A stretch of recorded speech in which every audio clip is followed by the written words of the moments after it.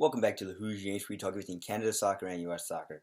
And welcome back, guys. Seriously, Happy New Year to you all. 2022 has arrived, and we've got a lot to unpack here in terms of we're going to go over basically the schedule for the entire year.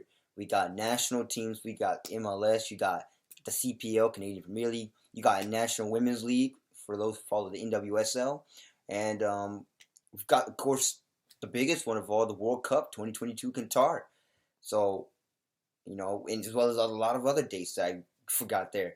But within this video, and probably more videos, depending on how long this one is. I don't want to make it too long, so I might just do this one into segments, parts 1 and 2, or maybe 3, or even 4, depending on how much time I spend on each subject and topic, because I don't want to keep you guys long, nor do I want to rush through the topics here, because every one of these dates that I'm about to go over have something about it is exciting, whether it be a competition, the return of it, like the US Open Cup, one of my all-time favorite domestic cups for clubs, and I'm just so happy. But I don't want to get into that now. But in short, I'm going to try and see what I'm going to do with this video. So there's just going to be 20-minute segments, parts 1, probably 2, maybe 3 and 4, depending on how fast I go and how much I thoroughly cover the topic. So without that, but yeah, 2022 looks like an interesting year for just everyone. World Cup, as the same things I mentioned earlier, and just return of stuff. It's technically the third year of the pandemic. COVID's still going around. So once again, with these return of these important dates and key dates, we need to keep our fingers crossed as of course, the new variant out is causing havoc, so we do got to watch out for that. But fingers crossed, everything remains under control and smooth, and these dates and events will take place that I have listed.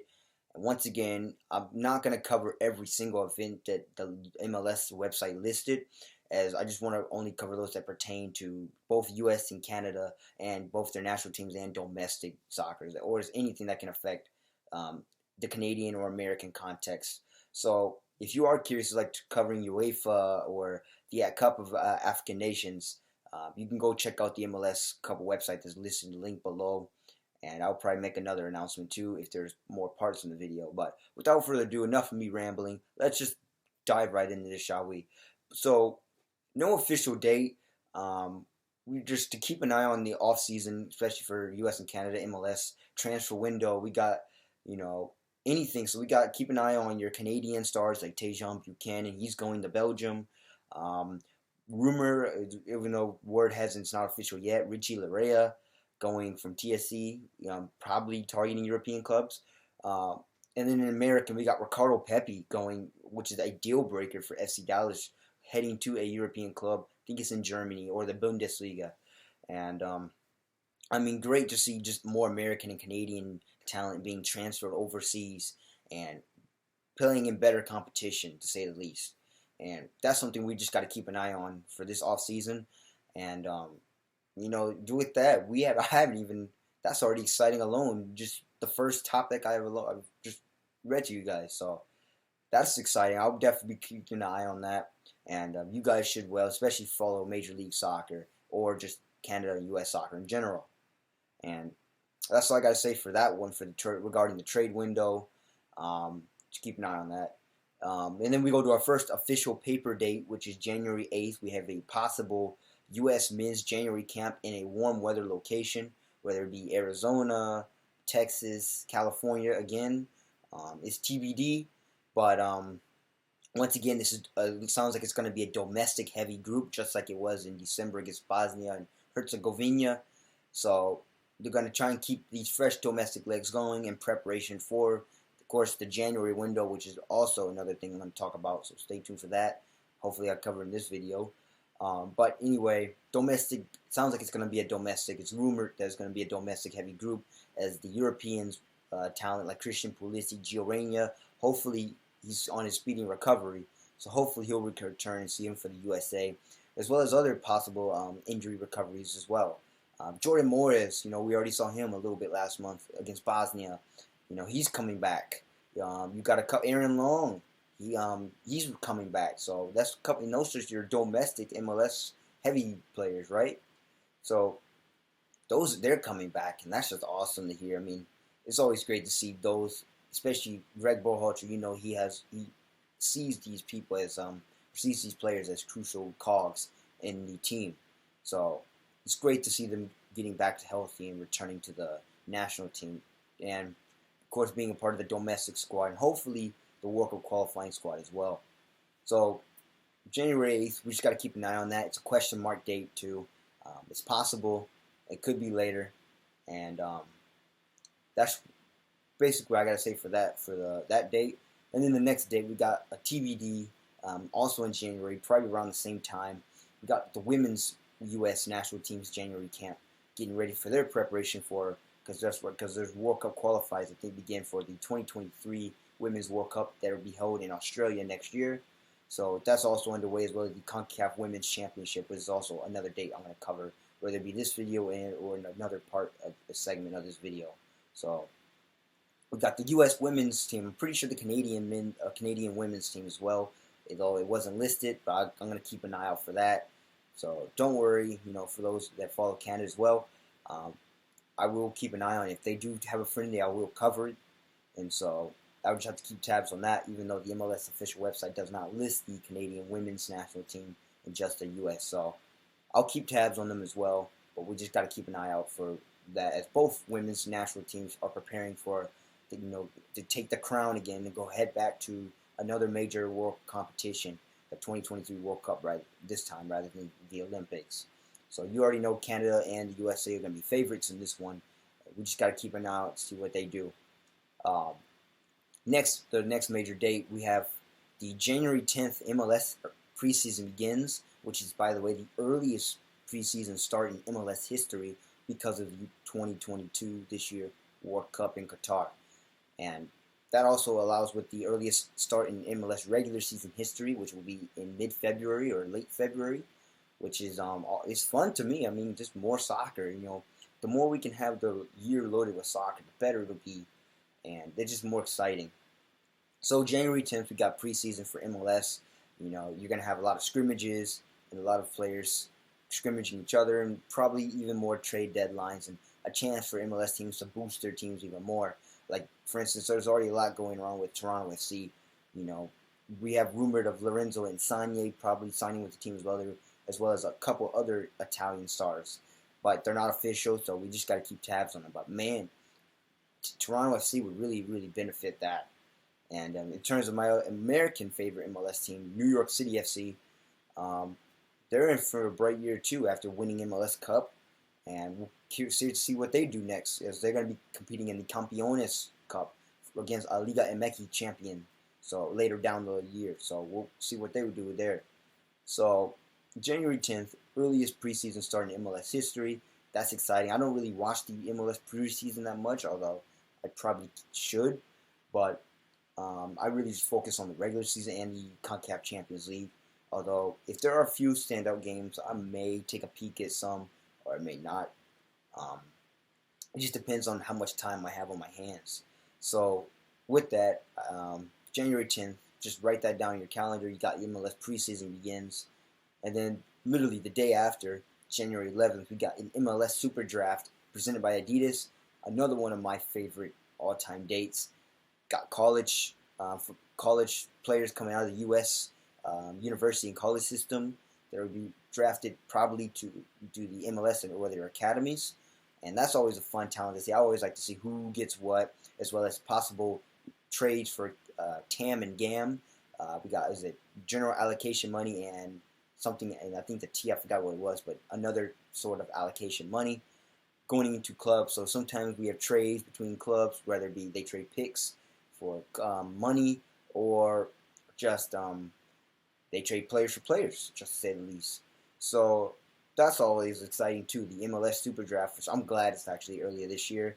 That's always a date I'm looking forward to. Just watching it live. I'm pretty sure it's going to be live on the MLS app. Maybe you can watch it on YouTube. It's going to be streamed somewhere, and probably YouTube. I think like last year as well. But it's always fun to see the MLS SuperDraft presented by Adidas being um, performed, especially during COVID. So that's always fun to see. So January 10th, mark that down if you are interested in the January 11th, pardon me. January 11th, mark that down in your calendars for the MLS Super Draft presented by Adidas. If you are interested in seeing what kind of talent is being produced in the American college system, collegiate soccer area, or just to see who gets what and who your team picks, and where you trade is, or anything, all that down the line, right? So we got that, and then after that, TBD, we got January Canada's men's camp. So here we go. I was talking about the men's camp right earlier. I was saying, I don't know if it was listed. They do have it listed here, and it is camp preparation course for the all-important January World Cup qualifying window later this month. And rumor has it that they're going to be playing in Miami against Guatemala. So another, they call it a snowbird friendly, which will be held down in Florida at Inter Miami Drive Pink Stadium against Guatemala with no fans probably because of COVID. But hey, it's a game. Hopefully it's live. Hopefully I'll get to see it and I'll get to cover it. But mark that down in your calendars. Anywhere, it's a TBD though, so I can't really mark it down. But make a mental note of it that it could happen anytime this month, and it should happen anytime this month. Canadian men's national team friendly against Guatemala and Miami, Florida at Drive Pink Stadium. That should be a good one to watch. Once again, just like the U.S., they're going to have a domestic heavy squad. So we might see, I don't know if we're going to see him, but Tajon Buchanan may be there, although he just moved to Europe. In Belgium, I think, to be specific. But you got Richie Larea, if he stays, he'll be a part of that domestic heavy squad. Jacob Schaffelberg for Toronto FC, he should be a part of that squad. I don't know if Alphonso Davies, as he's European-based, but we just got to see. It's all TBD. It's all up in the air. Just take mental notes of it and see what happens next. And then January 24th to February 1st, we have the all-important FIFA 2022 CONCACAF World Cup qualifying window. And once again, the U.S. and Canada will kick off their 2022 schedules with quick rundown. The USA will play 2 homes and 1 away. It'll be home, away, home for the USA, while Canada will have away, home, away. For USA's, I believe their schedule is, although I have to look for Canada's, but USA, they have Columbus, then they travel to Canada, which that's going to be the highlight of this window. They're going to have Canada in Hamilton, of course, at Tim Hortons Field, and they're going to travel back to Minnesota to play, I believe it's Honduras, I think. So I think they're going to have El Salvador and Columbus. You're going to travel to Hamilton and Tim Hortons Field, by the way, which is not far from Toronto. So if you have tickets to that, which is, by the way, also sold out capacity, limited capacity crowd because of COVID. So if you got tickets, congrats, and I hope it's a good one.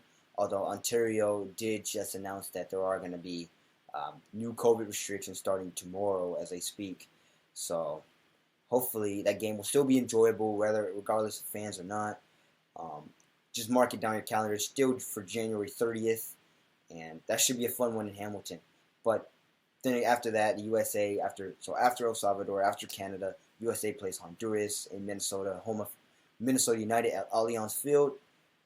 And then so you have New Crew Stadium for El Salvador. Of course, or Lore.comField is his official name. Tim Hortons Field for Canada, and then you have Minnesota United. And then for Canada, it's the same teams, but away. So it looks like Canada, if the USA plays El Salvador, Canada will travel to Honduras first, and then they'll, of course, come back home to play Hamilton, or at Hamilton, to play the USA, which will be a neutral game, by the way, neutral coverage. Same jersey, you'll see me wearing, same shirt, probably purple, and that should be going. And then they'll travel to El Salvador. So for Canada, it's 2 away and 1 home, and for the U.S., it's 2 home and 1 away.